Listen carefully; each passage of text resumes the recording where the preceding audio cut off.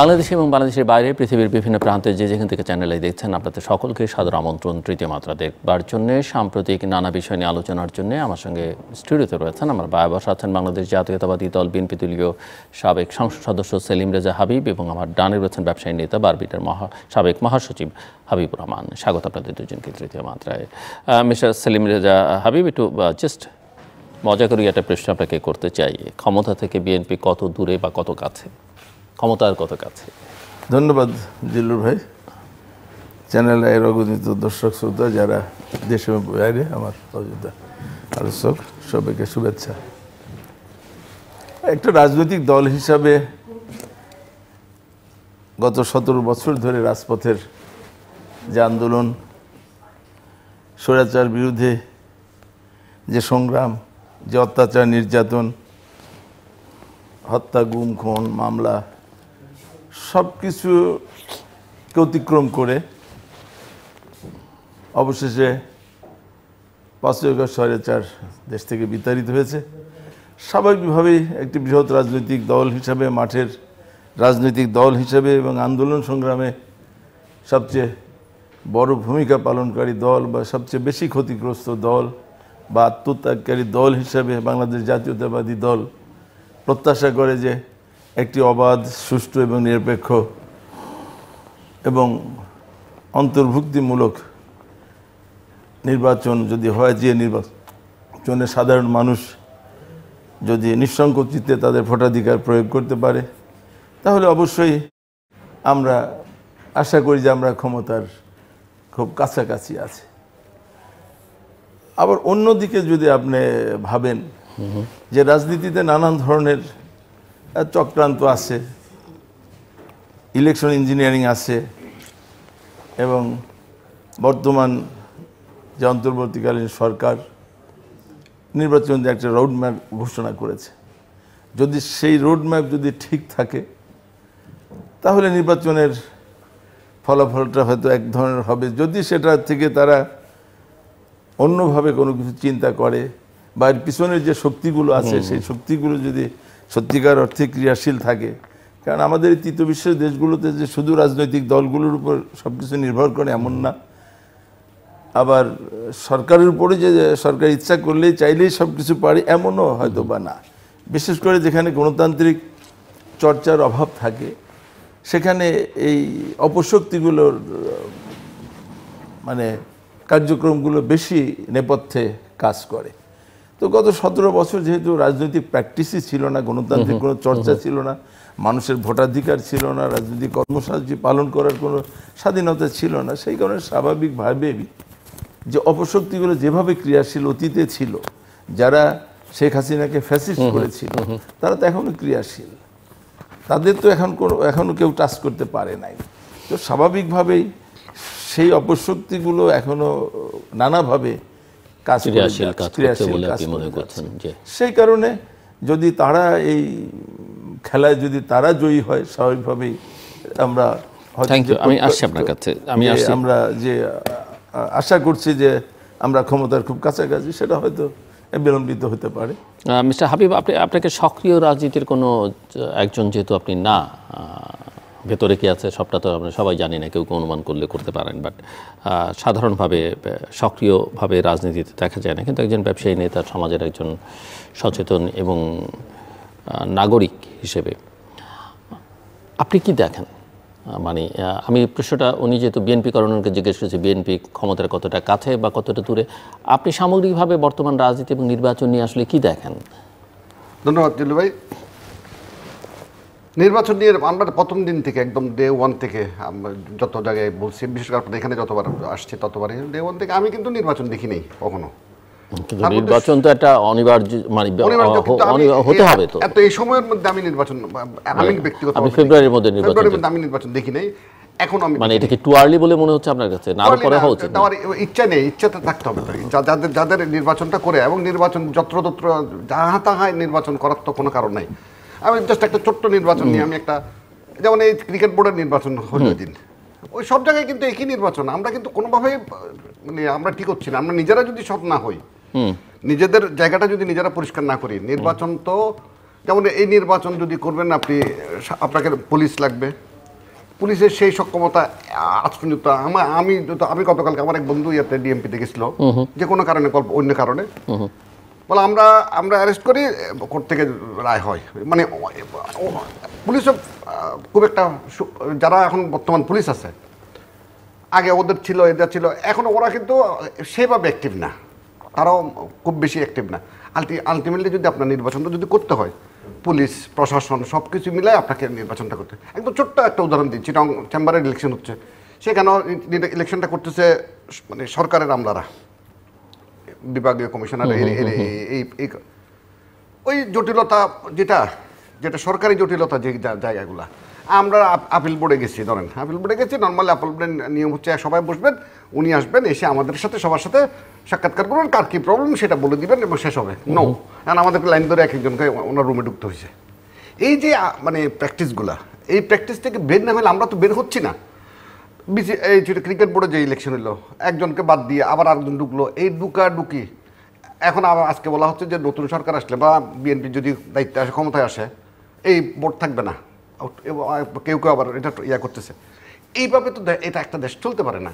এবং আজকে অক্টোবরের মাঝামাঝি অলমোস্ট, ধরেন আপনি যদি নির্বাচনটা করতে হয়, আপনাকে তো একদম স্পেসিফিক গল্পটা বলতে হয়। আমি তফসিলের কথা বলতেছি না, I am not talking about তফসিল বা শিডিউল নিয়ে কোনো কথা বলতেছি না, বাট একটা বুঝে যায় না। এই যে চিটং মানে কত কিছু, এই তো এইভাবে লোক মেরে ফেলা। এবং এটা ইন্টারেস্টিং হচ্ছে, এটা আমার বাড়ি, ওই ব্রিজটা হচ্ছে আমার বাড়ির উপর, ওখানে গুলি করছে ইয়াতে, এই গাড়িতে। এটা তো অনেক দিন আগের কথা ছিল, মানে যেমন আমাদের 17 বছরের ওই অভিজ্ঞতা, একদম এইভাবে রাস্তার মধ্যে মারামারি করে খুন করে ফেলা, স্বৈরাচার মানে কি করছে। গত এক বছরে এখানে আপনাদের এই জায়গাটাতেই প্রায় 16 জন মারা গেছে, তার মধ্যে 12টি রাজনৈতিক হত্যাকাণ্ড। এক্স্যাক্টলি। আওয়ামী লীগের আমলেও কিন্তু এত নৃশংস হত্যাগুলো হয়নি। আমি আওয়ামী লীগের আমলে আজকে একজন বলতেছিল যে আমাকে যে আওয়ামী লীগ ছাড়া নির্বাচন করলে ওই শেষ পর্যন্ত এটাই কী হবে, প্লাস আওয়ামী লীগ ছাড়া নির্বাচন, যেটা বক্তব্য আওয়ামী লীগটা আপনি ব্যান করতে যেটা যতটুকু করছেন, এটা কিন্তু এটা কোনো কিছুতেই কিছু হয়নি। আওয়ামী লীগ ছাড়া যদি নির্বাচন করে, আওয়ামী লীগের ভোট যে যত গল্প করুক, এখনও আওয়ামী লীগের ভোট 20% আছে, যে যেভাবে মাইনাস করুক। এবং যত দিন যাচ্ছে আওয়ামী লীগের, যেমন প্রথম দিন যদি বড় যেত, ভোটটা যদি 6 মাসের মধ্যে হইতো, আওয়ামী লীগের ভোট এটা ফ্লোটিং করতো। আমার যতদূর মনে হয় আওয়ামী লীগের ভোট আবার ব্যাক করছে, মানে আওয়ামী লীগের জায়গায় আমরা তো আগে তো এত খারাপ দেখিনি। তো সময়টা কিন্তু যত যাচ্ছে তত বেশি খারাপ হচ্ছে। এবং যারা সেটা তো ধরেন, আমি আপনার কথা বুঝতে পেরেছি যে আপনি বলছেন যে প্রথম 6 মাসের মধ্যে আওয়ামী লীগের তো 35% বা 25% ভোট, সেটা কমে টমে হয়তো 10-20-তে এসে দাঁড়িয়েছে। মানে আওয়ামী লীগের সমর্থকরা অনেকে আওয়ামী লীগকে ভোট দিত না, কিন্তু এখন আওয়ামী লীগের সমর্থকরা ধীরে ধীরে ব্যাক টু দ্য প্যাভিলিয়ন। এইটা একটা চিত্র। কিন্তু আরেকটা চিত্র হচ্ছে যে ধরেন আওয়ামী লীগ ইলেকশন করতে পারছে না, বা 6 মাস আগেও পারতো না, বা এখনও পারবে না। যদি না পারে, তাহলে এই আওয়ামী লীগের সমর্থক এই ভোটারদের ভোট কার কাছে যাবে? বিএনপির কাছে, জামাতের কাছে, কার কাছে যাবে আসলে? আমি যদি ব্যক্তিগতভাবে যেটা মনে করি, আলটিমেটলি ওনার যদি স্ট্র্যাটেজি এটাই হয়, উনি তো বলে ফেলতেন। দেখছেন 17 বছরের, যেমন তারেক রহমানের, আপনাদের ভারপ্রাপ্ত চেয়ারম্যানের বক্তব্য, মার্জিত উনি একটা জিনিস শিখছে, আমার খুব ভালো লাগছে, সেটা হচ্ছে কি জানেন, যেমন আগের যারা মানে রাষ্ট্রের প্রধান ছিলেন বা যারা ছিলেন, লাগামহীনভাবে বলতেন, উনি কিন্তু কালকে অনেক মার্জিত বলছেন, মানে রয়েছে বলা। এইটাই হচ্ছে সবচেয়ে জরুরি। আপনি একটা রাষ্ট্র চালাবেন, ভবিষ্যতে আপনি প্রধানমন্ত্রী হবেন, আপনাকে তো ওই জায়গাটাতে পৌঁছতে হবে। এবং উনি হি ডিড ইট, মানে একদম বিউটিফুলভাবে করছেন। তো আমি যেটা বলতেছিলাম, আওয়ামী লীগের, আমার প্রশ্ন ছিল তার ভোট, আওয়ামী লীগের রাজনীতি তো দেখছি কত 17 বছর আমরা তো যে এই ভোটটা 6 মাস আগে হলো কোথায় যেত, এখন কোথায়? 6 মাস আগে হলে বিএনপির কাছে যেত, আর এখন পুরোপুরি অন্য একটা ন্যারেটিভ তৈরি হচ্ছে। আমি যতটুকু এই ন্যারেটিভটাকে বাংলাদেশে তৃতীয় ওই মৌলবাদের উত্থান, এই গল্পটা যদি দিয়ে বহির্বিশ্বে আওয়ামী লীগের জন্য ওইটাই হচ্ছে এই মুহূর্তে হয়তো শ্রেয়, যে ওরা জামাতকে ভোটটা দিয়ে দিল। জামাত আসলে দেখেন, আমি না থাকলে জামাত উইল বি দ্য ক্ষমতায় আসে। আপনাদেরকে এতদিন বলছিলাম, আপনারা তোমার কথা মিথ্যা মনে করছিলেন, গল্প মনে করছিলেন, বাট আওয়ামী লীগের ন্যারেটিভটা অলমোস্ট লাইক দ্যাট। এটাই হবে আলটিমেট। জামাত যদি ভোটটা পাই যায়, ওই যেসব এরিয়া আওয়ামী লীগের একদম সলিড আওয়ামী লীগের, ওইখানে যদি জামাতের একটা লোক দাঁড়ায় যায়, জামাতের ভোট আছে, কিছু ফ্লোটিং ভোট আছে, জামাতের মুসলমান তো কিছু আছে, অন্ধ মুসলমান বাংলাদেশে আছে, এটা অস্বীকার করতে লাভ নাই। হুজুর দেখলে আরেকটা অনেকে বলে থাকেন যে ফ্লোটিং ভোটারের কথা আপনি বলছেন, যে তরুণ ভোটারদের মাইন্ডসেট, মনটা আসলে আওয়ামী লীগ যেমন বিতৃষ্ণ করে দিয়েছিল, বিএনপি ঠিক জয় করতে পেরেছে বলে মনে হয় না। আর জামাতের তো বিভ্রান্ত করবার একটা বিভ্রান্ত করছে।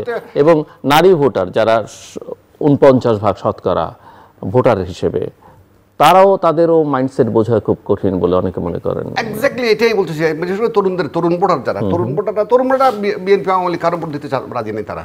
এবং আমরা এই যে ইলেকশন, তারা কি মানে তরুণরা সব কি ওই আপনার ভাষায় ফান্ডামেন্টালিস্ট, মৌলবাদী, বা কারো ভাষায় এক্সট্রিমিস্ট বা জামাতের দিকে যাবে? জামাতের দিকে কই যাবে? আমি তো ছেলেটা তো ভালো, লোকটা তো ভালো, সরি সে দুইজন দাঁড়াবে। 1971 আমাদের মহান মুক্তিযুদ্ধ, তার আমাদের এগুলো আমরা নিজেরা এগুলোকে সব ডুবাই গেছি। আওয়ামী লীগ করে গেছে দলবাজি করতে গিয়ে, এটাতে বঙ্গবন্ধুরে বানাইছে দলের বঙ্গবন্ধু, এগুলো করতে গিয়ে সব কিছু গলায় ফেলছি এবং রাজনীতিটাকে একদম দূষিত বানাই ফেলছি আমরা। তার মধ্যে বিএনপি তারেক রহমান, আমি এখন আশা করি তারেক রহমান আসলে হয়তো চেঞ্জ আসতে পারে। স্টিল দে আর ডুইং, মানে যেগুলো করতে সেগুলো করার দরকার ছিল না। তারা দায়িত্বটা নেক, ক্ষমতাটা নেক। দেখছি তো 17 বছরের মানে যেটা ওনার যেগুলো করছেন, এইগুলো যদি আবার কেউ করতে যায়, এবং দখলবাজি, চাঁদাবাজি তো দরকার ছিল না, মানে বিশেষ করে বিএনপির। এবং আলটিমেটলি যারা এই ন্যারেটিভটা দাঁড় করাইতে পারছে, সেটা জামাত হোক আর এনসিপিরা হোক, ফলাফেন্ডা হোক, যাইতেই হোক, ওরা কিন্তু একটা ন্যারেটিভ বাংলাদেশের মানুষের মাথায় ঢুকে দিতে পারছে। আমরা যারা সাধারণ মানুষ, যেটা বলছেন আপনি, আমাদের মাথায় ঢুকে দিচ্ছে বিএনপি আসলো মুদ্রার রিপিট আর রিপিট। এই জায়গাটা থেকে বিএনপিকে বেরিতে হবে। সো মিস্টার সেলিম রেজা হাবিব, যে কনভারসেশন আমাদের দুজনের, এটাকে মাথায় রেখে আপনার টেক কি আসলে? কারণ এই আলোচনা এখন আছে, ধরেন বিভিন্ন সার্ভে হচ্ছে সাম্প্রতিককালে, মানে খুবই সারপ্রাইজিংলি দেখা যাচ্ছে সার্ভে রিপোর্টগুলো বলছে, এখন সেটার মেথোডোলজি নিয়ে আপনি প্রশ্ন তুলতে পারেন, সেটা মোটিভেটেড কিনা, টার্গেটেড কিনা, সেটা আপনি বলতে পারেন, কিন্তু সবগুলো সার্ভের একটাই ফলাফল যেটা দেখা যায়, সেটা হচ্ছে বিএনপির ঘাড়ের উপরে জামাত নিঃশ্বাস ফেলছে। আমরা যদি পলিটিক্সের বাইরেও দেশি বিদেশি স্টেক হোল্ডারদের সঙ্গে নানা কনভারসেশনে যেটা বোঝা যায়, বা সবারই একটা ভাব হচ্ছে যে why not Jamaat, let's try with them. এবং আমরা ডাকসু, দেশের সর্বোচ্চ বিদ্যাপীঠ, জাহাঙ্গীরনগরের মতো একটা সবচেয়ে প্রগতিশীল ইউনিভার্সিটির ফলাফল দেখলাম। আপনি এখানে ম্যানিপুলেশনের কথা বলতে পারেন, মানে ব্যালট পেপার নিয়ে প্রশ্ন তুলতে পারেন, কিন্তু দিন শেষে এটা আবার মানতেই হবে যে দিন শেষের ফলাফলটা আসলে এরকমই হতো, এদিক সেদিক যাই হোক। আপনি সামনে যে ইউনিভার্সিটিগুলো, রাকসুতে, চাকসুতে নির্বাচনের আগেই তো সবার মধ্যে একটা মোর দেন 100% নিশ্চিত যে ফলাফল তারাই মানে আমি বুঝতে চাই যে বিএনপির একজন নেতা হিসেবে, একজন জনপ্রতিনিধি, প্রাক্তন জনপ্রতিনিধি হিসেবে বিএনপি কি এগুলো কনসিডারেশনের মধ্যে নিচ্ছে কিনা, বা যেটা উনি বলছেন যে ক্ষমতায় এসে এটা করতো, যদিও ক্ষমতায় এসে এটা করা উচিত না। দ্বিতীয়ত কথা হচ্ছে, যারা করেছেন তারা হয়তো মনে করেছেন ক্ষমতায় আসলে তারেক রহমান যদি প্রধানমন্ত্রী হন, তিনি হয়তো এগুলো অ্যালাউ করবেন না, যা পারি এই অন্তর্বর্তী সময়ের সুযোগই আমরা করে ফেলি।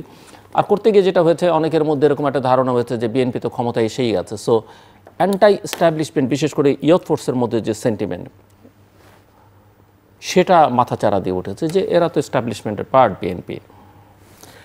আমি ভাইয়ের একটা কথা দিয়ে আমি শুরু করি, যে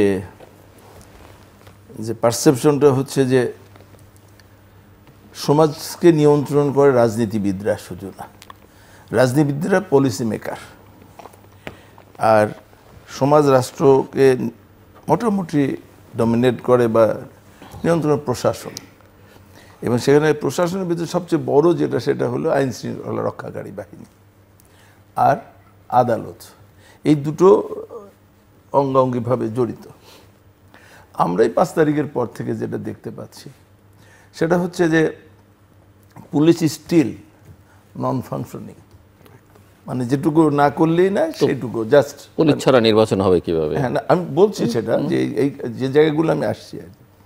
আমাদের ভারপ্রাপ্ত চেয়ারম্যান জনাব তারেক রহমান, যে ওনার যে বিবিসি থেকে যে সাক্ষাৎকারটা নিয়েছে, উনি কিন্তু পরিষ্কারভাবে উনি কোনোটা দায়, মানে কোনোটাকে মানে হাইড করার চেষ্টা করেন নাই। যেটা সমাজে ঘটছে সেই বিষয়গুলো কিন্তু এখানে উনি উপস্থাপন করেছে এবং এটা সারা দেশবাসী ওনার সম্বন্ধে যে যে যে নেগেটিভ একটা ধারণা বা যাই থাকুক না কেন, উনি কিন্তু সেখান থেকে নিজের মানে অবস্থানটা পরিষ্কার করতে পেরেছে দেশবাসীর কাছে।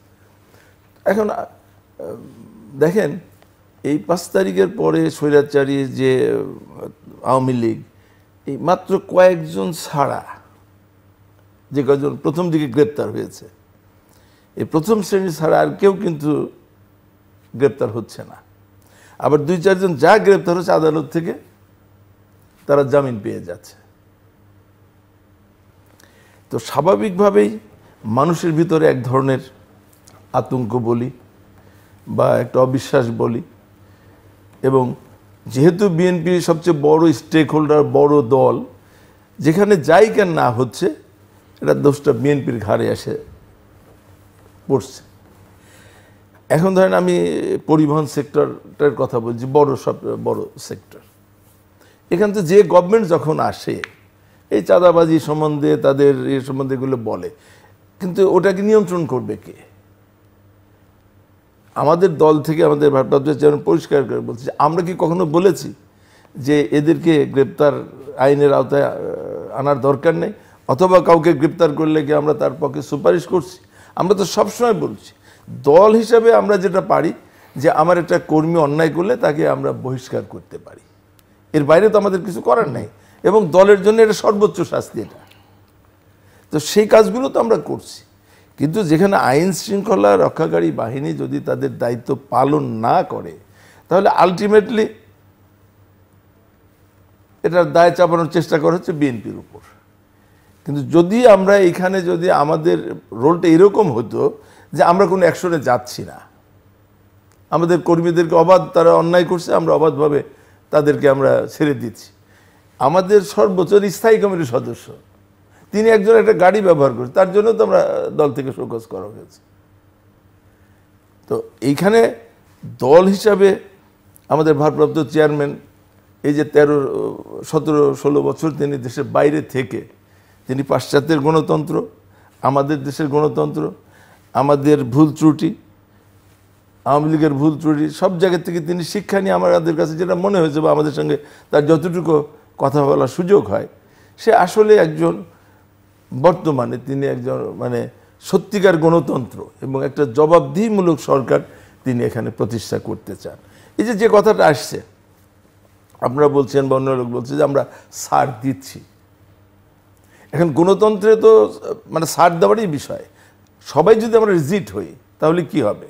একটা কনফ্রন্টেশন হবে, এবং সেখানে তখন কিন্তু আবার দায়টা বড় দল হিসাবে কিন্তু বিএনপির পারে। যে বিএনপি যে কিছুদিন হলো না, যখন বিএনপি নির্বাচনের জন্য রোডম্যাপ ঘোষণার জন্য যখন চাপ সৃষ্টি করলো বা বারংবার যখন বললো, তখন কিন্তু সমস্ত মিডিয়া থেকে শুরু করে একেবারে সবাই সমালোচনা শুরু করলো যে বিএনপি ক্ষমতায় যাওয়ার জন্য পাগল হয়ে গিয়েছে।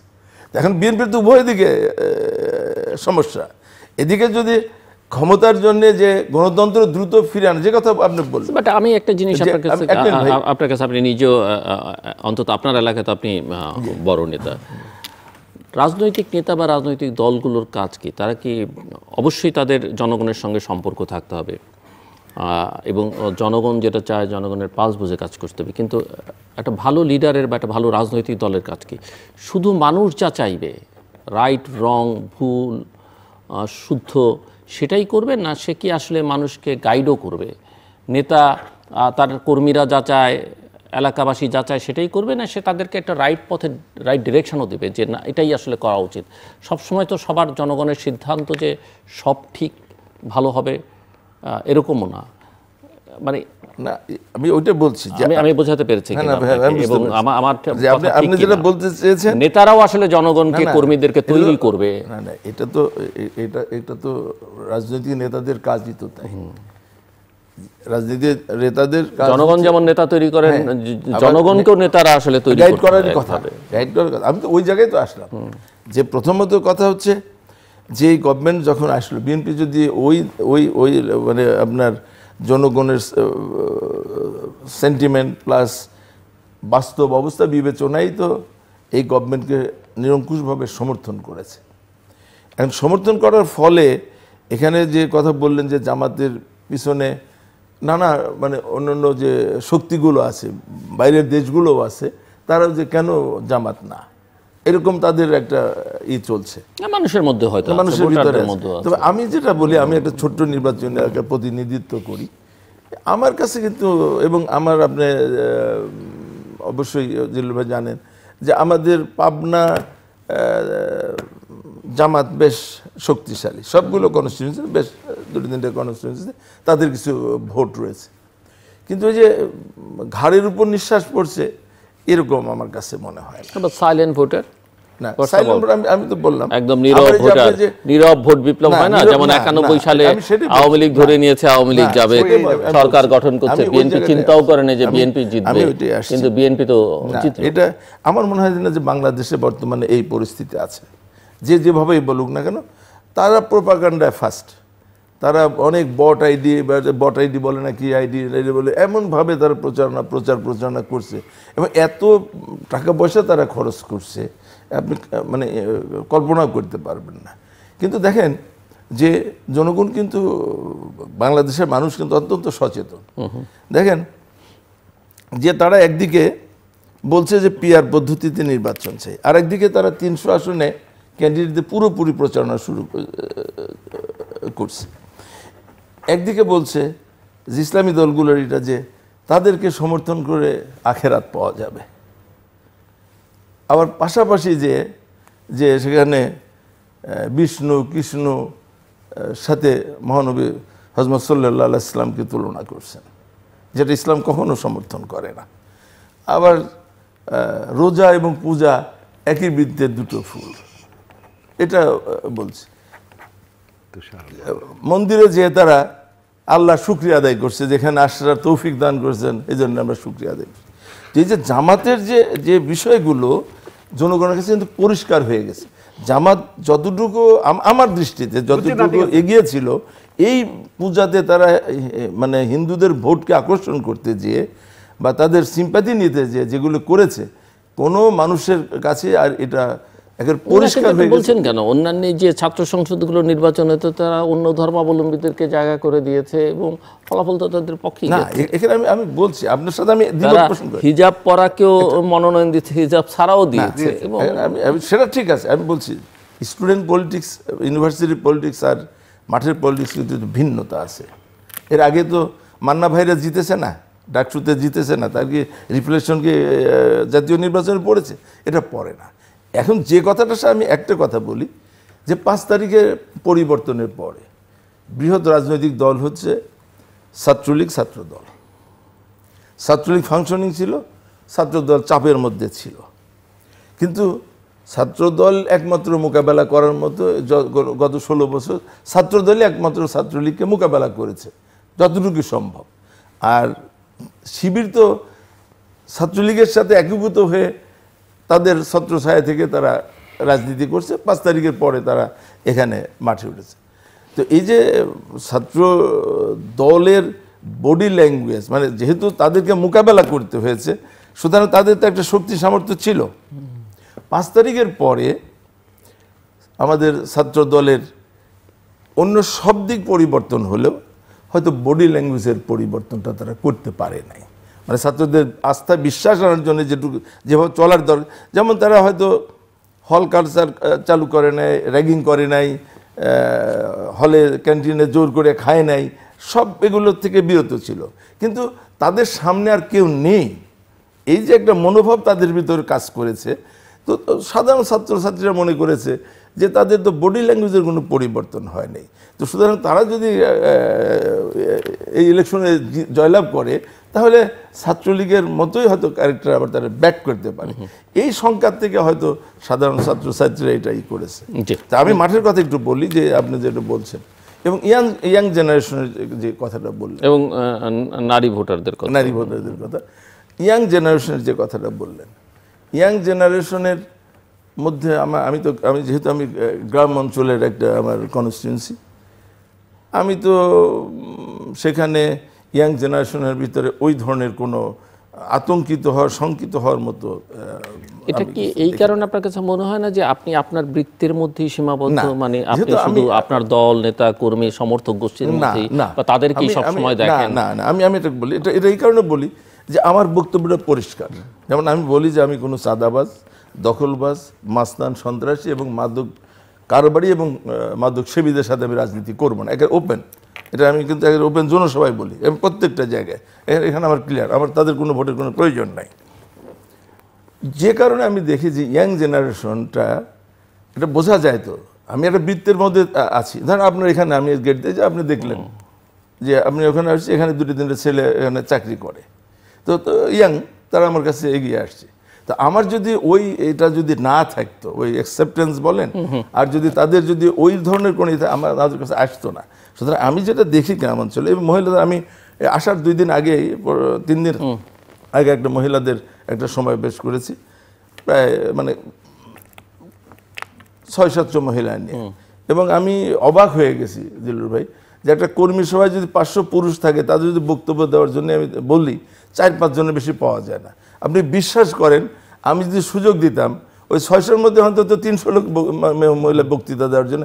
তারা কিন্তু খুব লেখাপড়া জানে এরকম না, কিন্তু হয়তো ভালো বলতেও পারছে না, কিন্তু তারা মনের ভাষাটা, তারা যে এই ব্যাপারে সচেতন, যে মানে জামাতের মহিলারা যে ভোট চাচ্ছে, তাদেরকে ব্যস্ত দিতে চাচ্ছে, এভাবে তারা অনেক বেশি সচেতন। সুতরাং আমি মনে করি না যে জামাত যেটা যে পিছনে এসে নিঃশ্বাস ফেলছে বা ঘাড়ের পার, ওই আমি একটা জায়গার সাথে আপনার সাথে আমি ওইখানে আমি বলতে পারবো না। সেটা হচ্ছে ইলেকশন ইঞ্জিনিয়ারিং যদি হয়, তাহলে সেখানে শঙ্কার কারণ আছে। বাট যদি ফ্রি, ফেয়ার অ্যান্ড ক্রেডিবল নির্বাচন হয়, আমি আপনাকে একেবারে নিশ্চিন্ত বলতে পারি যে তাদের। আরেকটা বিষয় হলো যে আওয়ামী লীগ যদি তাদের ভোটগুলো তাদেরকে না দেয়, তাহলে আওয়ামী লীগ কি করবে? আওয়ামী লীগকে যদি আপনি আওয়ামী লীগকে ভোট করতে না দিলে, আওয়ামী লীগকে কাউকে না কাউকে ভোট দিতে হবে। এটা তো বিএনপি তো আমাদের চেয়ারম্যান পরিষ্কার করছে না, যে আমরা পরিষ্কার করেছি, আমরা তো কখনো আওয়ামী লীগকে ইনক্লুসিভ নির্বাচনের কথা আমরা, সরকার যদি ব্যান করে, সরকার যদি তার মানে সাংবিধানিক মানে কি বলে ক্ষমতা প্রয়োগ করে যদি সেটাই করে, বা কোর্টকে ব্যবহার করে যে কিছু করে, সেটা বিএনপির কিছু করার নাই। কোর্টকে ব্যবহার করে কিছু হয়নি তো এখন পর্যন্ত। জি, শুনছিলাম। আসলে বিষয়টা হচ্ছে পারসেপশন, যেটা আর কি পারসেপশনটা হচ্ছে, পারসেপশনে যখন এই নির্বাচনের ক্ষেত্রে সবচেয়ে বেশি কার্যকরী কাজটা যেটা হয়, অনেক ভালো ক্যান্ডিডেট, নর্মাল আমরা ছোটোখাটো নির্বাচনগুলোতে দেখি অনেক ভালো ক্যান্ডিডেট, অনেক ভোটারও আছে, কিন্তু পারসেপশন রেডি করা যায়নি কোনো কারণে। পারসেপশন রেডি করতে না পারলে ওই পক্ষে ভোটটা টানা যায় না। মাস পিপলের ভোটটা টানার যে গল্পটা, সেটা হচ্ছে কিন্তু পারসেপশন। আপনি যেটা বলতেছিলেন, আপনাদের বক্তব্য শুনে যেটা মনে হলো, জামাত, আমি আপনার সাথে, আপনার স্পিডের সাথে আমি একমত। এই ফেয়ার ইলেকশন হলে ইয়া হবে, ফেয়ার ইলেকশন বা অমুক, আপনি তো দেখতেছেন যেটা, আপনি দৃশ্যমান যেটা মনে হচ্ছে, কিন্তু ঘটনাটা তো আরেকটা জায়গায়। ইঞ্জিনিয়ারিং না, এখানেও গল্পটা আছে। আমি যেটা বুঝি, যেমন শিবিরের ওই যে সভাপতি, যিনি বলার সময় যে বলে, যেভাবে বলে, ওই মানুষের তো ভালো লাগতেছে, মানে যারা সাধারণ মানুষ তাদের ভালো লাগার গল্পগুলো, বয়ানগুলো, ন্যারেটিভগুলো, ওরা এমন বয়ান তৈরি করতেছে, এমন কন্টেন্ট ক্রিয়েট করতেছে, যেখানে আমরা একটু মুগ্ধ হয়ে যাচ্ছি। আমি অন্যান্য বাইরের লোকদের ইনফ্লুয়েন্সের কথা আমি নাই গেলাম, এবং আপনাদের বিরুদ্ধে যে স্ট্যান্ডটা বারবার হয়ে উঠে আসতেছে, মানে সেখানে মোকাবেলার জন্য আপনাদের যে ব্যাকআপ দরকার, সেটা আমি একদম আমি আপনার দলও করি না, আপনার দল করবো না কোনো দিন, কিন্তু আমি চাই, আমি ব্যক্তিগত চাই বিএনপি ক্ষমতায় আসুক, দায়িত্বে মানে রাষ্ট্র ক্ষমতায় আসুক। আমি ব্যক্তিগতভাবে মনে করি একটা বড় দল, ওই স্বাধীনতা যুদ্ধ সব মিলে সব কিছু মিলে কোনোটা অস্বীকার করার তো কোনো সুযোগ নেই, কিন্তু বাট কিসের বিনিময়ে? যেমন আজকে যে চাঁদাবাজির কথা বলতেছেন, আপনি বলতেছেন ইনডাইরেক্টলি স্বীকারই করতেছেন যে দখলবাজি, চাঁদাবাজি, যেমন বাস স্ট্যান্ডগুলোতে এই দল থাকলে, ক্ষমতা থাকলে ওই দল না করে, ওই দল ক্ষমতা থাকলে বাস স্ট্যান্ডগুলো দখল করে, এইখানে করে, ওখানে করে, করুক, ঠিক আছে, করতেছে। আরেকটা কারণে হয়েছে, মানে জামাতের যে এটা হচ্ছে না কেন, জামাতের তো ইনস্টিটিউশনগুলো রেডি করে রাখছে ওরা, আর্থিক ইনস্টিটিউশনগুলো, ওরা সদস্যরা নিজে টাকা দিচ্ছে, প্লাস ওদেরকে টাকা দেওয়ার মতো ওদের অনেকগুলো, যেমন ডাক্তার হসপিটাল, চিটংয়ে 15টা হসপিটাল আছে। আমরা এবার যখন চিটং চেম্বারে ইলেকশন করতে গেছি, জামাত একটা পক্ষ হয়ে গেছে এখন, তারা এই চিটং চেম্বারের রাজনীতিতে ঢুকবে। দ্যাট ইজ তাদের মাস্টার প্ল্যান করা আর কি, যেটা একসময় আমরা শুনতাম যে চায়না, রাজনীতিতে ঢুকবে, আরো কিছু আগে আর্থিকভাবে সবল হই, তারপর ওরা রাজনীতি, এখন রাজনীতি যদি সত্যিকার অর্থে যদি চায়না করে পৃথিবী দৃশ্যটা অন্যরকম হবে, সেটা আরো কিছুদিন পর। ওরা তো ওইভাবে নামে না এখনো, জামাত আসলে ওইভাবে নামছে, ওরা আর্থিক সক্ষমতা অর্জন করে অনুকূল পরিবেশ পাইছে, প্লাস এখানকার সাপোর্ট পাইছে। এই যেমন এই যে আমেরিকা গেল, উনি কিন্তু ওনার মতো করে ঠিকই আলাদা বাইরে গেছেন তাই সাহেব, আর এনাদেরকে কোথায় দিয়ে বাইর করে দিচ্ছে। এই যে টোটাল মেকানিজমটা, এই মেকানিজম থেকে আপনাদেরকে সতর্ক থাকতে হবে। আমরা তো সাধারণ মানুষ হিসাবে আমরা যেটা বুঝি, বুঝলেও আমি এদিন ইয়েতে গেলাম, আমাদের জনগণের প্রবলেম যেটা, আমরা আসলে হুজুগে বাঙালি একদম, যখন যেটা দেখি বুঝি, অনেক কিছু বুঝি না। এখন যেমন যেটা বলতেছে যে আলটিমেটলি জামাতুল, আমি দেখতে সব তো দেখা হয়েছে, ওরা হইলো দোষকে, এখানে দোষের কিছু নেই, কিন্তু মানে আমাদের চারিত্রিকভাবে আমাদেরকে দোষারোপ করে। আমি ভোট দিব কি আপনি ভোট দিবেন সেটা ইম্পর্টেন্ট না, বাট মাস্ট পিপল যখন চিন্তা করবে যে জায়গা। আমি শ্রীলঙ্কায় গেছি 4 দিন, আমার কোনো কাজ ছিল না, আমি জাস্ট ঘুরতেই গেছি, দেখতে গেছি কি অবস্থা। ওদের মানুষগুলো বিশ্বাস করেন, রাতের 1টার সময় ওই সিগন্যালে একদম ঠিক রাতের 1টার সময় আমরা যারা ছিলাম সেটা ঠিক রাইট সিগন্যাল আছে, সে দাঁড়ায় গেছে প্রত্যেকটা সিগন্যালে, মানে সে প্রতি 3 মিনিট পর একটা সিগন্যালে দাঁড়াচ্ছে, কোনো কারণ ছিল না, কোনো কারণ নেই বুঝল ভাই, ওই সিগন্যালে দাঁড়ানোর কোনো কারণ নেই, কোনো গাড়ি নেই, কিচ্ছু নেই, শুধু আমি। তো এই হচ্ছে কালচার, আর আমরা এখানে সিগন্যাল কেমনে ভাঙবো সেটাই হচ্ছে আমাদের প্রতিযোগিতা। আমি একটু আগে যখন আসতেছিলাম, আমি গুলশান থেকে এখানে আসতেছিলাম, এই রাস্তায় 2 পাশে, আগে এক পাশে থাকতো বাসগুলা, 2 পাশে বাস দিয়ে আটকানো। আপনি বলতেছেন পুলিশ, এই পুলিশ দেখতেছে না, পুলিশ কাজ করছে না জন্য না, পুলিশ কাজ করতে পারবে না তো। এটা যারা দখল করে রাখছে, যাদের আন্ডারে এটা আছে, তাদেরকে পুলিশ কিছু বলতে পারবে না, বলবে যে মানে ভয় পাইতেছে, পুলিশও ভয় পাইতেছে। আমি আর ভিতরে গেলাম না, আপনাকে বুঝে নেন আর কি বিষয়টা। কিন্তু আমরা নিজেরা যতদিন ভালো হবো না, যা বারবার করে বলি, এই তাই শ্রীলঙ্কার 2টা, তো ওদের ধরেন এখন এটা একদম গরিব দেশ, যদি লিটারেলি বলা হয়, আমার বাংলাদেশের তুলনায় ওরা গরিব, ওদের 6 বিলিয়ন অনলি রিজার্ভ। এই দেশ কিন্তু চলতেছে স্মুথ সব কিছু। ওদের ইভেন একটা চা, মানে আমাদের বাংলাদেশের চা অনেক বেশি ফেমাস না, আমরা অত চা অনেক উৎপাদন করি। আমি আজ পর্যন্ত একটা কন্টেনার দেখি নেই যে এত সুন্দর করে রেডি করে পাঠা দেবে। ওখানে প্রত্যেকটা প্রত্যেকটা মলে একটা চার আছে, আউটলেট আছে, মল আছে চার জন্য। এই যে সরকারিভাবে উদ্যোগ নেওয়া, যেটা বাংলাদেশে চার দোকান, চা বাংলাদেশে আমরা খাই, এটা এক্সপোর্টের জন্য যে কোয়ালিটি রেডি করা দরকার, সেম কোয়ালিটি আমাদের কাছে আছে, এর চেয়ে ভালো আছে, কিন্তু আমরা সেখানে ফোকাস করতেছি না। আমাদের ফোকাসের এত অভাব, আমরা যখনই যেটাতে হাত দেই আমরা পিছিয়ে যাচ্ছি। আমরা প্রথম থেকে ওনার সাথে প্রতিদিন একটা কাজ করলে হয়তো 8টি, মানে আপনার ঘন্টা, যেটা এই যে শ্রম ঘন্টা, দিনে 8 ঘন্টা 10 ঘন্টা যতটুকু কাজ করি, এই যে ট্রাফিকের জন্য আধা ঘন্টা 1 ঘন্টা, আমি 1 ঘন্টায় বললাম, 1 ঘন্টা যে দেরি হচ্ছে, এই যে শ্রম আওয়ার যেটা, কত টাকা, এটা অনেক টাকা, বিশাল পরিমাণ টাকা। এই একটা জায়গায় কনসেন্ট্রেট করলে অনেক কিছু হয়ে যেত। আমরা কিন্তু কোনো কিছুই করলাম না।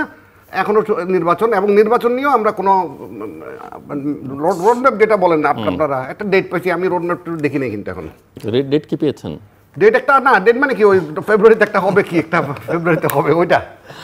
আমি একটু আপনার কাছে যে আরও অনেক রকমের জটিলতা দেখা যাচ্ছে, এবং এই জটিলতার নিষ্পত্তি কীভাবে হবে, যদি আপনি বলছেন যে কম্প্রোমাইজ তো করতে হবে, বিএনপি বড় দল, কোনো দায়ও সেই অর্থে নিতে চায় না, সেই কারণে নানা রকমের কম্প্রোমাইজ করতে হচ্ছে। এখন এই যে পিআরের চেয়ে তো বড় হয়ে দাঁড়িয়েছে যে জুলাই সনদ, এবং জুলাই সনদের একটা আইনি বৈধতা দেবার জন্য গণভোট। এখন আপনারা গণভোটেও তো রাজি হয়েছেন, এবং আপনারা বলছেন সেটা জাতীয় নির্বাচনের দিন একসাথে হতে পারে, অন্যরা আগেই চাইছে।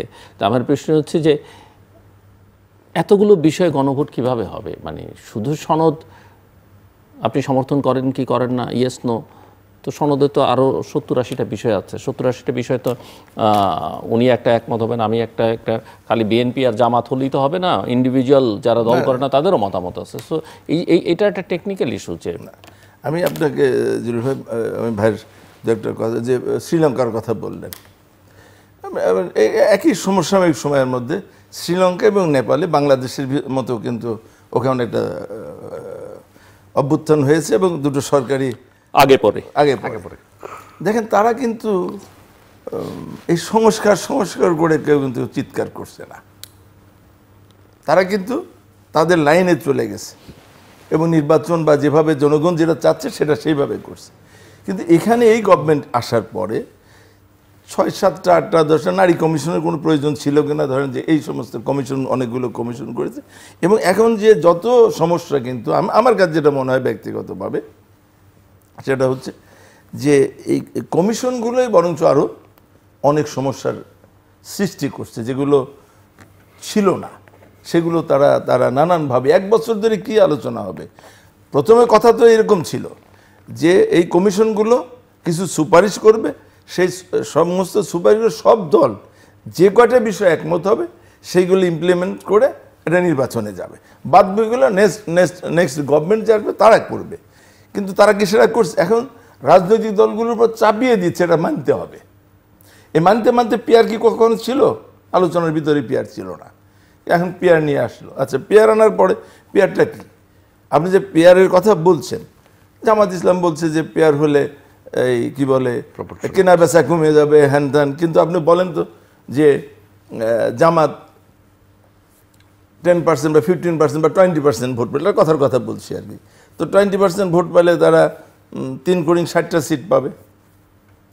এ ভাই বললেন যে জামাত সব দিক দেখেন আর্থিকভাবে অত্যন্ত শক্তিশালী, তো যাদের ব্যবসায়ী দলই শক্তিশালী, সেখানে ব্যক্তিগতভাবে যারা আছে তারাও তো অনেক শক্তিশালী। তো এই 60 জন আউট অফ 300, এই 60টা সিট কেনার জন্য তো সবাই চেষ্টা করবে। তারা কি ফেরেশতা? সে কি চাবে না যে আমি সংসদ সদস্য হই? না, চাচ্ছে না। হ্যাঁ, দুইটা একই এই দিন একটা টক শোতে দুজনকে জিজ্ঞেস করা হয়েছে, আমি কারোর নাম বলতেছি না, বলুক। ওই লোক বলছে আমার না ভাই, এখন যে আমাকে না স্পিড না, আমাকে যদি এ কথা বলেন যে দেখেন জামাত যদি তাদের ওই নীতি নৈতিকতার জায়গায় যদি থাকতো, তাহলে পূজায় যে আল্লাহ শুকরিয়া আদায় করে কি? এটা তো আমি বলছি যে তারা ক্ষমতায় যাওয়ার জন্য তারা একটা পাগল হয়ে গেছে, এবং তাদের যে স্ট্রেংথ, সেই স্ট্রেংথে তারা যে স্বপ্ন দেখছে, আমরা গভর্নমেন্ট ফর্ম করছি, আমরা আগামী দিনে সরকার গঠন করব, এটা লজিক্যাল হইতে হবে। তো আপনি বললেই তো হবে না।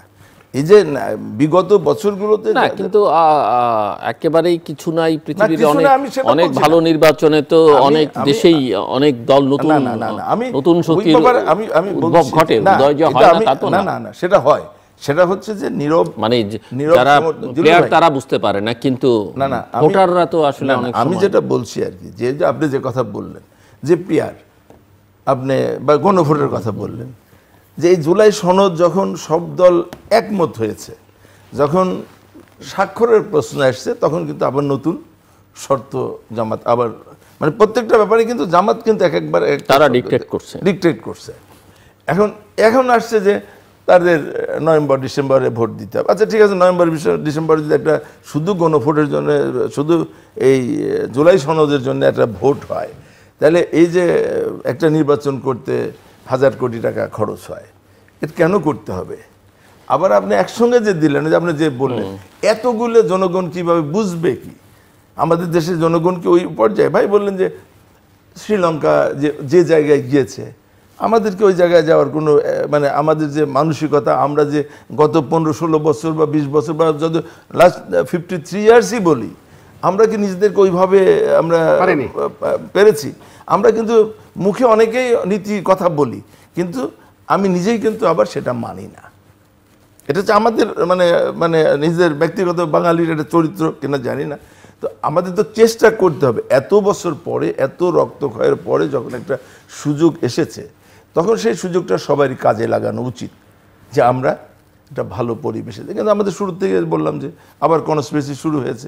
এখান থেকে আপনি কি অর্জন করবেন? আমি ভালো কিছু চাইবো, সেখানে আমার দোষ, যে আপনি কেন এত ছাড় দিচ্ছেন। আমি চাপ প্রয়োগ করবো, সেখানে আপনি ক্ষমতায় যাওয়ার জন্য পাগল হয়ে গেছেন। তাহলে আমাদের ভারপ্রাপ্ত চেয়ারম্যান তো পরিষ্কার করেছে যে যারা দুষ্কৃতিকারী, যারা চাঁদাবাজ, তাদের গ্রেপ্তার করুন। আমরা দল থেকে যদি বলি তাহলে হবে। আমি নিজের দেখা যে চাঁদাবাজি করে বাস মালিকরা, আপনি দেখবেন, আপনি দিল্লু ভাই, যে এক জেলা থেকে আরেক জেলা, গাবতলী থেকে যখন একটা বাস ছাড়ে, সমস্যা হচ্ছে সেখানে তো আপনাদের কন্ট্রোল আছে, আপনাদের কোনো না কন্ট্রোল, মানে আমি বলছি এটা বাস মালিককে শুধু বিএনপির, ওদের নিয়মই হচ্ছে গাবতলীতে বাস চালিয়ে একটু আগায় যে আওয়ামী লীগ থাকলে ক্ষমতার কাছাকাছি বা ক্ষমতা থাকলে আওয়ামী লীগের প্রভাব বাড়ে, আপনারা থাকলে আপনারা লোকে তো বলে যে আপনারা ভাগাভাগি করে মালিকদের তো কোন ভাই পরিবহন মালিক শ্রমিকদের আপনারাই নিয়ন্ত্রণ করেন। না এটা মানে ধরেন এই জায়গায় আওয়ামী লীগ, বিএনপি, জাতীয় পার্টি, জামাত কেউ নেই, সব সমান।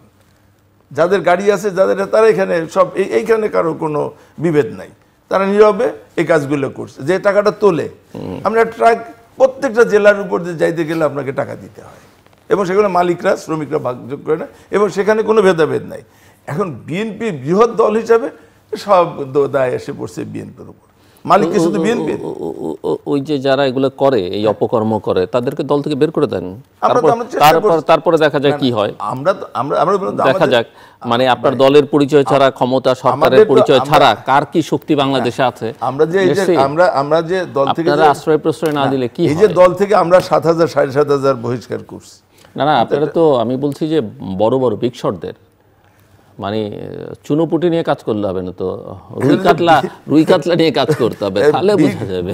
বিগ শটরা তো সবসময় পর্দার অন্তরালে থাকে, যে আপনি পর্দার অন্তরালে বলছেন বটে, সবাই জানে তো, কে কাটটা না জানে না, সেটা মালিকরা যারা আছেন, তো একটা কথা বললাম যে এখানে মালিকদের তো বুঝে। হ্যাঁ, এখন উনি কি করছে, ওনার এলাকায় জানে, আপনি কি করছেন, লোকজন সবাই জানে। ওই কথাই বলছি যে মালিক তো মুখে যত বড় কথাই বলি না কেন, মালিক সব দলেরই আছে। শুধু প্রপাগান্ডা দিয়ে, শুধু মিথ্যা কথা বলে যদি বিএনপির বিরুদ্ধে প্রপাগান্ডা হইতো, এটা প্রপাগান্ডা না, আমি তো এটাকে অস্বীকার করছি, আমি তো নিজে অন করছি যে, কিন্তু এটার সঙ্গে সব দলের সব জড়িত, এটার সাথে কোনো নাই।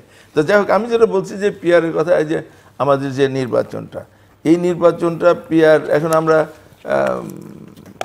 যদি না হয় জুলাই সনদ মানে স্বাক্ষর করব না। এখন আমরা যেটা যে রিজিট হয়েছে না, আমরা এটা চাই, তখন তারপর উল্টো আমাদের সমালোচনা হবে যে আমরা বড় দল হিসাবে আমরা কোনো ছাড় দিতে চাচ্ছি না। তো এখন বিষয়টা হলো যে বিএনপির জন্য, যে বিএনপি তার অবস্থান আমাদের ভারপ্রাপ্ত চেয়ারম্যান পরিষ্কার করেছে যে কোনো চাঁদাবাজদের সাথে আমাদের কোনো সম্পর্ক নাই, দখলবাজদের সাথে কোনো সম্পর্ক নেই। আপনি দেখেন যে 5 তারিখের পরে 6 তারিখে আমাদের ভারপ্রাপ্ত চেয়ারম্যান বলছে বিজিতরা বিজয়ীদের কাছে নিরাপদ থাকতে চায়।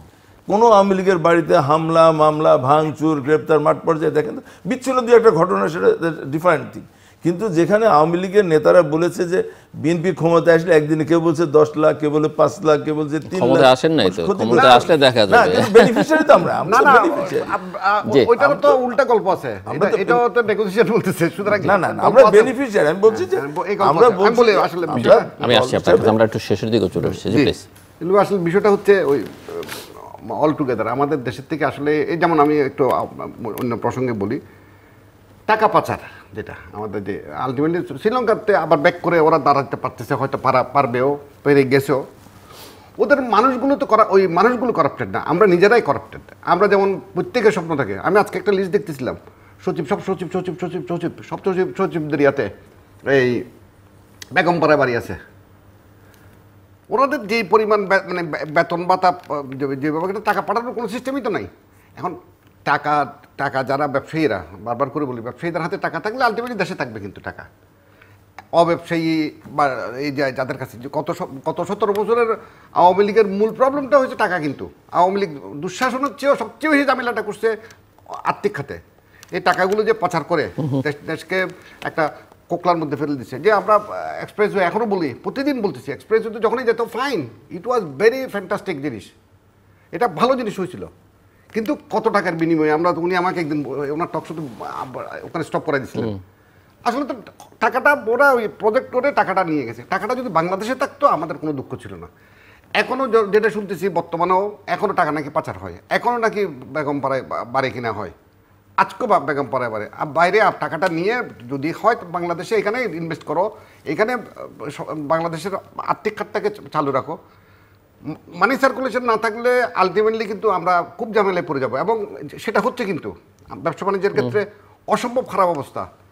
তার মধ্যে চিটং বন্দরের যেটা 41% যেটা বৃদ্ধি, এটা নিয়ে আজ 15 তারিখ থেকে আবার স্থগিত রাখছিল।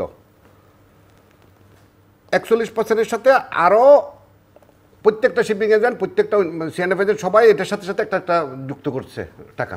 এটা অলমোস্ট 60% হয়ে যাবে 60%, এবং আমি ইম্পোর্টের ক্ষেত্রেও আলটিমেটলি আমাকেও দিতে হবে। আমি গাড়ি ইম্পোর্ট করলে গাড়ির সাথে খরচ বাড়বে, এমনি বেচা বিক্রি নেই, তার মধ্যে আরেকটা খরচ বাড়া, 60% খরচ বাড়া মানে অনেক টাকা। আমি বারবার করে বলতেছিলাম এটা তো ডলারের হিসাবটা, হয়তো ডলারেই কিন্তু অলরেডি 30-40% ইনক্রিজ করে গেছে। 80 টাকার ডলার 125 টাকা হয়েছে জিল্লু ভাই, সেটাকে হুট করে এত বাড়ানোর দরকার ছিল না।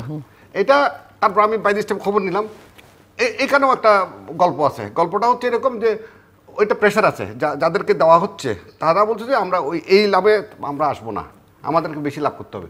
এখন আরেকটা দলকে আরেকটা জায়গাতে একটা গোষ্ঠীকে যদি আপনি আবার সন্তুষ্ট করতে গিয়ে যদি আমার দেশের লোকের উপরে, বন্দর কিন্তু একদম স্বচ্ছ জানেন, বন্দর কিন্তু অনেক দিন থেকে অনেক বড় ফান্ড আছে বন্দরের, নিজস্ব ফান্ড, খরচের তুলনায় ওদের অনেক বেশি জমে।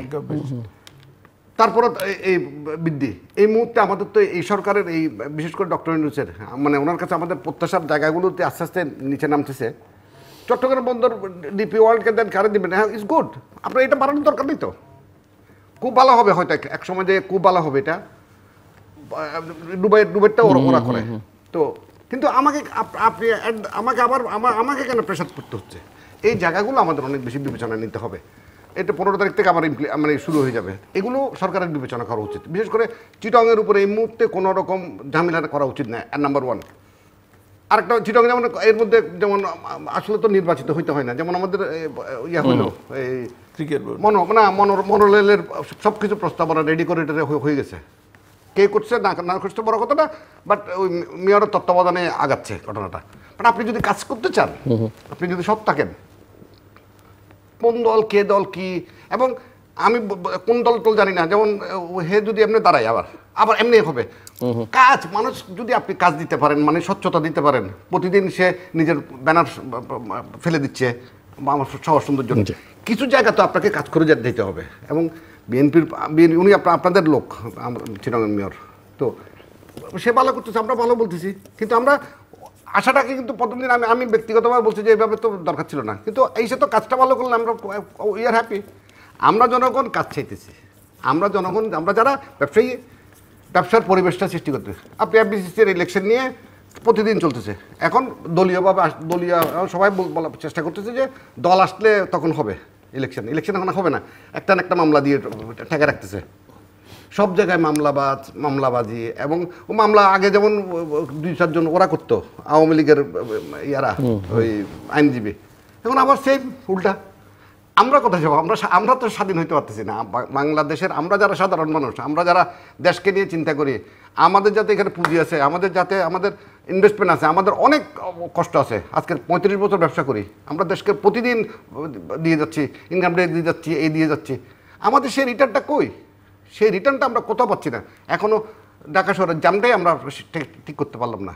এই একটা জায়গা আবারও বলি, এখনও 3 মাস আছে, 4 মাস যদি ইলেকশন হয়, এই 4 মাসের মধ্যে কিন্তু 1 মাসে শেষ করতে হবে, 1 মাসে কিন্তু ঢাকা শহরের ট্রাফিক সিস্টেমের উন্নতি করা যায়, যদি উনি সৎভাবে চান এবং আমাদেরকে ডাকেন। আপনি বলেছেন অনেকবার।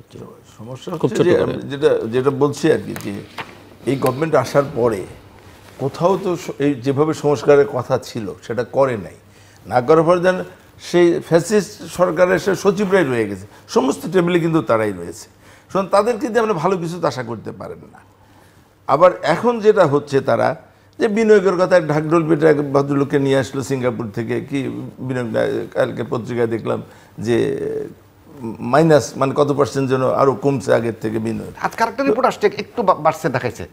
যাই হোক, তো প্রশ্ন হলো যে এই সরকার নিজেই স্টেবল না, তাদের ভিতরে এখন নিজের কাজা ছোড়াছুড়ি শুরু হয়েছে। এই সরকারের প্রথম ভুল হচ্ছে যে ছাত্রদেরকে মানে গভর্নমেন্টে নেওয়া, পার্ট করা। এরপরে এখন তারা যে কাজগুলো করছে, এখন তাদের ভিতরে যে কেউ সেফ এক্সিট চাচ্ছে, এরা বলছে যে মরার আগে কেউ সেফ এক্সিট পাবে না, আবার কেউ বলছে কে চাচ্ছে তার নাম বলতে হবে। এই যে তাদের ভিতরে নিজেদের ভিতরে নানানভাবে যে তালগোল পাকিয়ে ফেলছে, এখন এই গভর্নমেন্টের যত দ্রুত সম্ভব এবং নির্বাচন দেওয়া, এবং যে কোনো পলিটিক্যাল গভর্নমেন্ট যেই আসুক না কেন, এটা পলিটিক্যাল গভর্নমেন্ট আসলে স্টেবল হবে। কারণ সে জানে যে কীভাবে সে তখন তার মতো করে সে করতে পারবে, এবং রাজনীতিবিদরাই যার কাজ তাকে করতে দেবেন না, সেটা না হলে যেটা হয় আর কি, সুতরাং আজকে বড় দল হিসেবে বিএনপির ঘাড়ে নানানভাবে দোষ চাপানো হচ্ছে, কিন্তু আমার মনে হয় যে গত 2 দিন বিবিসিতে যে সাক্ষাৎকার আমাদের ভারপ্রাপ্ত চেয়ারম্যান দিয়েছে, আমাদের পরিষ্কার করতে পেরেছে উনি, বা আমরাও যেহেতু ওনার ফলোয়ার, উনি আমাদের দলের নেতৃত্ব দিচ্ছে দীর্ঘদিন ধরে, আমরা গত 16-17 বছর তার কথা মতোই আমরা চলেছি এবং এখনও তার নির্দেশ আমরা পালন করে চলি। এবং সেটার কারণেই যে দলীয়ভাবে আওয়ামী লীগের উপর যে অত্যাচার নির্যাতন হওয়ার কথা ছিল, বা আমরা যারা রাজনীতির সাথে সরাসরি যুক্ত, আমরা খুব 2-1জন, আমি বলে হাতের 5 আঙুল তো সমান না, আমাদের বিরুদ্ধে 2-1জন চাঁদাবাজি করছে না, এটা হয়তো জিল্লুর ভাই যেটা বললো, বাট তাদেরকে ধরাছোঁয়ার বাইরে থেকে তারা হয়তো বা করছে বা করছে, কিন্তু আমাদের দলীয়ভাবে দলের নেতা উনি কাউকে ছাড় দিচ্ছেন না। বাট সেটা আবার কিছু কাজ আপনি চেয়ারে বসার আগ পর্যন্ত আপনি করতেও পারবেন না।